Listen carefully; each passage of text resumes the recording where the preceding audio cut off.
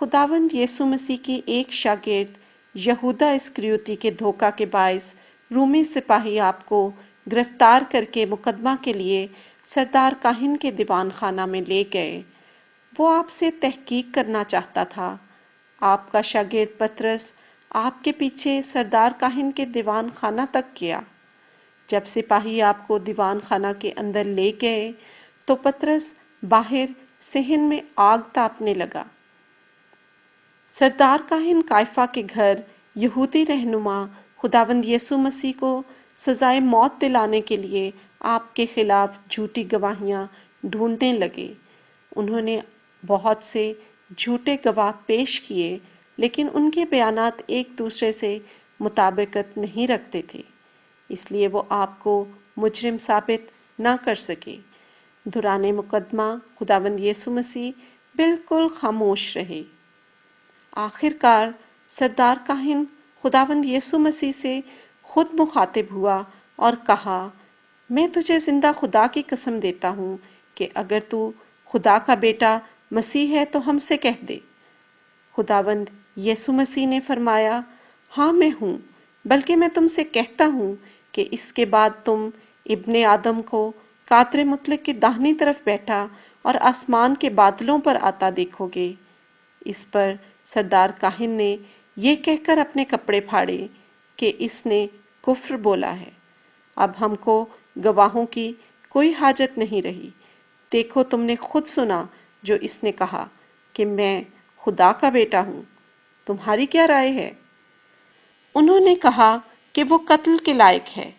इस पर उन्होंने आपके मुंह पर थूका और मुक्के मारे और बाज ने तमाचे मारकर कहा, ए मसीह, हमें नबूवत से बता कि तुझे किसने मारा। पतरस बाहर सहन में बैठा था कि एक लौंडी ने उसके पास आकर कहा, तू भी मसीह यीशु गलीली के साथ था। उसने सबके सामने ये कहकर इनकार किया कि मैं इसे नहीं जानता।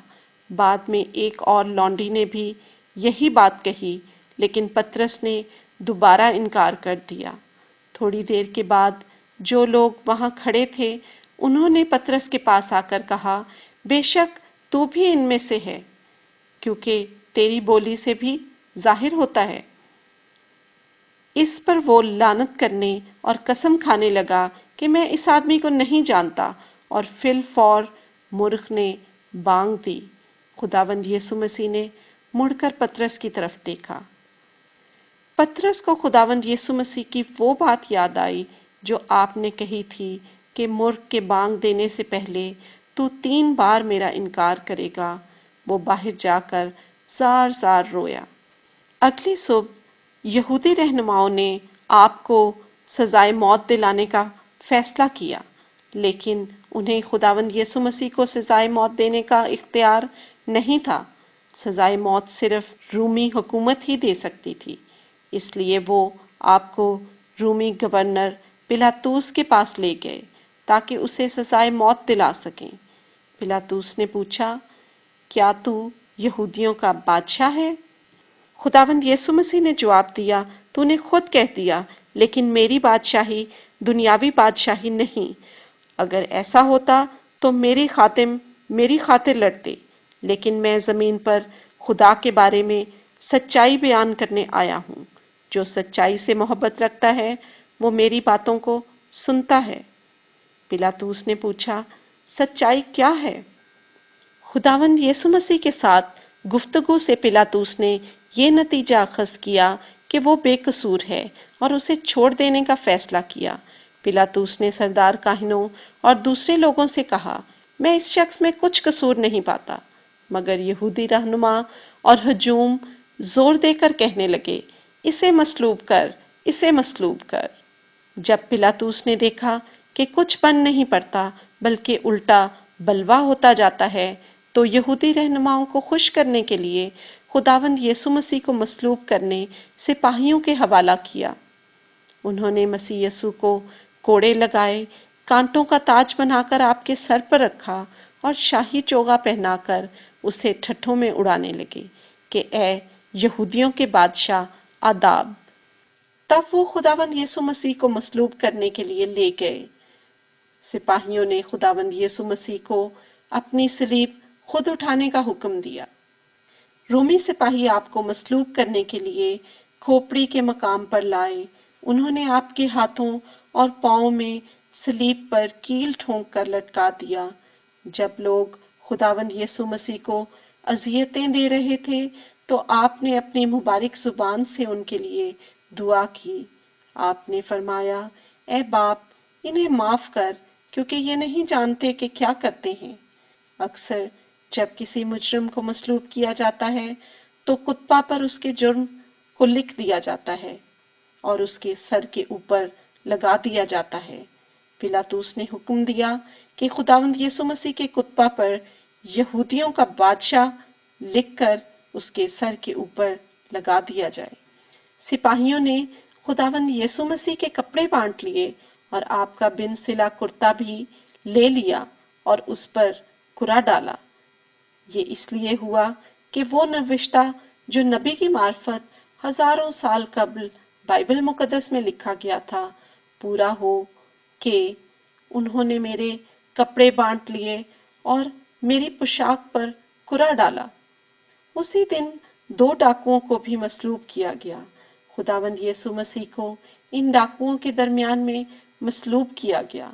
उनमें से एक ने यीशु को ठट्ठों में उड़ा दिया, लेकिन दूसरे ने कहा, तू खुदा से भी नहीं डरता? क्योंकि हमारी सजा तो वाजिब है और अपने कामों का बदला पा रहे हैं, लेकिन इसने कोई बेजा काम नहीं किया। फिर उसने कहा, ए यीशु, जब तू अपनी बादशाही में आए तो मुझे याद करना। आपने कहा, मैं तुमसे सच कहता हूं कि तू आज ही मेरे साथ फिरदौस में होगा। इसी तरह सरदार काहिन भी फकीहों और बुजुर्गों के साथ मिलकर आपको ठट्ठों में उड़ाने लगे कि अगर तू यहूदियों का बादशाह है तो सलीब पर से उतर आ और अपने आप को बचा, तो हम तुझ पर ईमान ले आएंगे। दोपहर से लेकर तीसरे पहर तक तमाम मुल्क में अंधेरा छाया रहा। तीसरे पहर के करीब खुदावंद यीशु मसीह ने बड़ी आवाज से चिल्लाकर कहा, ऐ मेरे खुदा, ऐ मेरे खुदा, तूने मुझे क्यों छोड़ दिया है? थोड़ी देर के बाद आपने फिर चिल्लाकर कहा, तमाम हुआ। आखिर में आपने आहिस्तगी से कहा, ऐ बाप, मैं अपनी रूह तेरे हाथों में सौंपता हूं, और सर झुकाकर जान दे दी। मकदस का पर्दा फटकर 2 टुकड़े हो गया। जमीन लर्जी और चट्टानें तिड़क गईं। खुदावंद यीशु मसीह बेकसूर होने की वजह से मौत के मुस्तहिक नहीं थे। यकीनन आपने अपने आसमानी बाप को खुश करने के लिए पूरी जिंदगी बेखता बसर की, लेकिन फिर भी आपने गुनाहों की सजा यानी सलीबी मौत गवारा की। लेकिन ये आपके गुनाह नहीं थे, बल्कि हमारे गुनाह आप पर लाद दिए गए थे। चूंकि हमारे गुनाहों की सजा खुदावंद यीशु मसीह बर्दाश्त कर चुके हैं, इसलिए अब हम गुनाहों के इल्जाम और सजा से आजाद हैं। खुदा हमें अपने बेटे मसीह के कफारा के बायस मुआफ फरमाता है। सिपाहियों ने ये मुआजरा देखकर कहा, बेशक ये खुदा का बेटा था। खुदावंद यीशु मसीह की मौत के बाद 2 यहूदी रहनुमाओं ने पिलातूस के पास जाकर आपकी लाश मांगी। ये यहूदी रहनुमा आपको नजात दहिंदा समझते थे।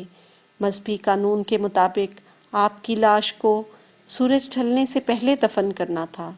उन्होंने आपकी लाश को साफ मुहीन चादर में लपेटकर कब्र में रखा जो चट्टान में खुदवाई गई थी, और कब्र के मुंह पर बड़ा पत्थर रख दिया। सो खुदावंद यीशु मसीह मर गए और दफन हुए।